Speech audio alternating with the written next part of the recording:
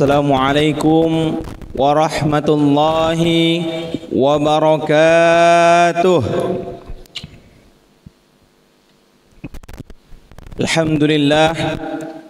Alhamdulillahi rabbil alamin.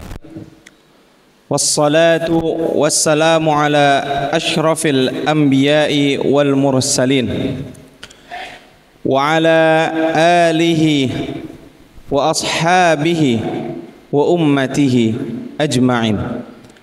Allahumma salli ala sayyidina Muhammad wa ala alihi wa ashabihi wa ummatihi ajma'in. Hadirin jemaah zuhur yang dirahmati oleh Allah Subhanahu wa taala. Yang pertama dan yang paling utama, marilah kita panjatkan puja dan puji syukur kita atas kehadirat Allah Subhanahu wa taala yang mana telah memberikan kita nikmat iman, nikmat ihsan, nikmat Islam, sehingga kita semua dapat berkumpul di rumah Allah yang agung ini. Yang kedua, salawat serta salam tak lupa pula kita junjungkan, kita SMS-kan kepada baginda besar kita Nabi Muhammad sallallahu alaihi wasallam, yang mana telah membawa kita dari zaman jahiliyah hingga zaman Islamiyah, dari zaman kegelapan, keterpurukan hingga zaman terang benderang yang mana bisa kita rasakan pada hari ini. Hadirin yang dirahmati Allah Subhanahu wa taala, berbicara soal nikmat, kita tidak pernah menghitung entah berapa juta ton beras yang telah kita makan, entah berapa ribu liter air yang telah kita minum, entah berapa banyak oksigen yang telah kita hirup. Semuanya tidak lain dan tidak bukan adalah nikmat Allah Subhanahu wa taala yang patut kita syukuri. Apabila kita bersyukur atas nikmat Allah, maka Allah akan menambahkan nikmat itu. Sebaliknya, apabila kita kufur terhadap nikmat tersebut, maka niscaya Allah tidak akan memberikan lagi nikmat itu. Hadirin yang dirahmati Allah Subhanahu wa taala, pada saat ini mungkin banyak dari kita yang meremehkan amalan-amalan kecil, sampai kita sering berkata, segini doang, apa balasannya kalau saya cuma ngelakuin ini. Akan tetapi hadirin yang dirahmati Allah Subhanahu wa taala, tidak ada perbuatan besar kecuali dia bermula dari kecil terlebih dahulu. Pohon bisa menjulang tinggi tidak lain dan tidak bukan karena menjadi tunas terlebih dahulu, menjadi bibit terlebih dahulu. Maka seperti itu juga, kalau seandainya kita ingin melaksanakan ibadah-ibadah lain, contohnya seperti sholat sunnah tahajud, sholat duha, itu tidak langsung 12 rakaat bisa jadi. Kenapa? Biasanya orang kalau memaksimalkan kuantitas di awal, biasanya kedepannya susah istiqomah. Nah, jadi biasanya kalau orang mau istiqomah itu sholat 2 rakaat dulu, baru kemudian 4 rakaat, baru kemudian 8, 12 dan seterusnya. Begitu pula dengan sholat wajib. Ya, kalau misalkan kita mau sholat sunnah, otomatis yang wajibnya dulu kita betulin.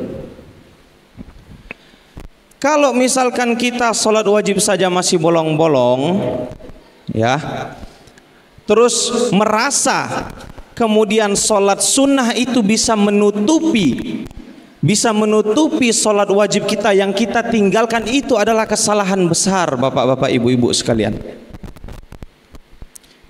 Dan ini saya yakin banyak di antara kita yang mungkin merasa seperti itu. Semoga kita terhindar dari sifat seperti itu. Lalu ada juga amalan-amalan kecil yang insya Allah dari perbuatan kecil ini kemudian kita bisa melakukan ibadah yang lebih besar selanjutnya. Rasulullah sallallahu alaihi wasallam bersabda, "Ayyuhan nas, afshus salam wa at'imut ta'am wa sallu bil lail wan nasu niyamun tadkhulul jannah bisalam." Yang artinya Rasulullah sallallahu alaihi wasallam bersabda, "Wahai umat manusia, tebarkanlah salam." Ada orang tidak kenal, tapi mari kita sapa. Tebarkan senyum, ya, tebarkan senyum. Meskipun tidak kenal, tebarkan senyum. Afsyus salam, tebarkan salam. Assalamualaikum. Wa at'imut ta'am, dan berikanlah makanan. Kalau tidak sanggup langsung ngasih makanan, minimal ikut berzakat, ikut berinfak, sedekah anak yatim. Wasallu bil laili, dan salat malam. Wan nasu niyamun, ketika orang-orang lain tertidur. Jadi mungkin ketika kita terbangun di tengah malam, waduh masih berat rasanya, usahakan salat 2 rakaat, salat sunnah. Dan ketika orang-orang itu tertidur, berarti apa? Waktunya malam. Ketika orang-orang tidur, maghrib itu sudah malam, tapi orang-orang belum pada tidur. Isya orang-orang masih beraktivitas. Di atas isya mungkin sudah pada tidur. Ketika sholat, tadkhulul jannah bisalam, maka masuklah surga dengan selamat. Para hadirin sekalian yang dirahmati Allah Subhanahu wa taala. Maka dari itu, ingat pesan pada untuk siang hari ini, yakni tidak ada pohon yang menjulang tinggi ke atas melainkan melalui bibit terlebih dahulu. Tidak ada bayi, tidak ada anak yang bisa berlari melainkan merangkak terlebih dahulu, duduk terlebih dahulu. Semuanya ada proses, hanya saja kita yang memaksimalkan diri kita untuk kemudian istiqomah, untuk kemudian fokus terhadap proses-proses tersebut. Kalau belum bisa melaksanakan sholat sunnah, minimal sholat wajib. Jangan sampai yang sunnah mengalahkan yang wajib.